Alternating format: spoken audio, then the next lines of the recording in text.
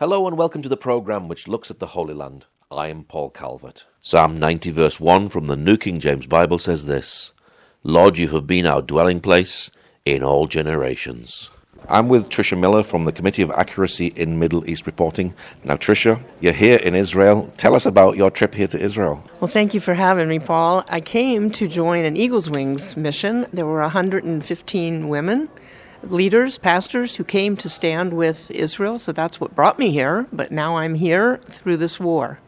So you came, and what did you even expect that there'd be war happening while you came here in Israel?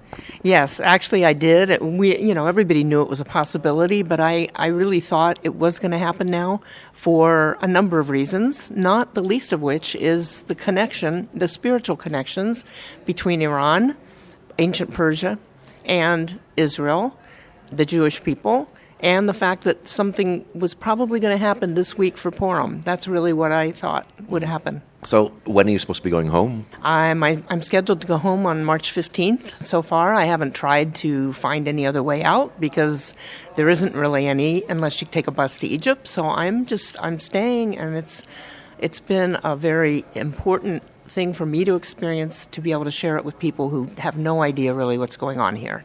Yeah, that's what I was going to ask. How important is it just to be here during this time? You write about the Committee of Accuracy in Middle East Reporting, so you're actually living what Israelis go through every single day. Yes, I am, and it's tiring. It's a little bit nerve-wracking. It's tiring when alarms go off and you have to go to a bomb shelter, but I'm not afraid. I don't feel fear. I think our forces are doing a fantastic job taking out the launching sites, etc. But it's important for me to be here to know what people live with every day. That Israelis have been living with this for years and years, really. How many times have you been down to the bomb shelter since you've been here? I lost track. The first day, I was still with the group. We were in the Galilee, and it was probably about 15 times, but we kind of lost track. But then, that was the first day, Saturday, when the war started. Then every day since then, it's been much less. It's been decreasing. Tell us about the women's conference that you were at. It was a tour. It was supposed to be a tour of Israel. Many of the women who came hadn't been to Israel before. So it was going to a lot of the important Christian sites, first in the Galilee, and then we were supposed to come to Jerusalem. But the war broke out, and they all took buses to Egypt to leave, and there's one other woman, and I decided to come here to the hotel we were supposed to be at in Jerusalem. You're with the Committee for Accuracy in Middle East Reporting. Has there been good reporting on this war between Israel and Iran? No, not in general. The Western media tends to sensationalize certain things and completely ignore other things. So no, there has not been good coverage at all. There's been a lot of coverage about some girls' school in Iran that got bombed, and that's tragic, but I don't think we even know actually who really bombed it. But there was no coverage of the demonstrations or of the tens of thousands of Iranians who have been killed by that regime because they dared to raise a voice on the street. There's no outcry about what happens to women in Iran. Nothing. So there's just totally biased coverage. So this issue with the school, are the media just believing what Iran tell them and that's it? Yes, the media takes Iran's word for it, just like they have done with Hamas ever since October 7th. If Hamas says something, they quote that. That's what they're doing. What other stories have they been misrepresenting as well? I think just the whole purpose of the war, that is being misrepresented. The fact that this regime for 47 years has cried out death to America and death to Israel every day for 47 years, and the fact that they wanted nuclear weapons and they have all these ballistic missiles to attack Israel first and then the West and America, that's totally ignored.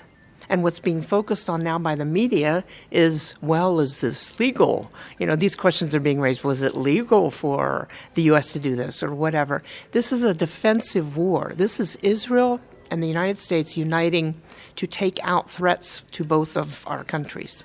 As a Christian, did this war need to happen? We're supposed to be peace-loving. Yes, I know, but I'm going to go back to my focus on Esther. And the story of Esther has direct parallel to what's going on now. In the story of Esther, 2,500 years ago, the Jews were allowed to defend themselves against people who intended to kill them. And if nobody had attacked them, nobody would have died. The same thing is happening now. Iran's regime, not the Iranian people, but the regime had stated their intent to destroy Israel and then the United States. So all Israel and the United States are doing is taking out those weapons. They're not attacking the people of Iran. They're taking out the weapons and the means for the regime to use to attack. And yet Iran are attacking the civilians here in Israel. Yes.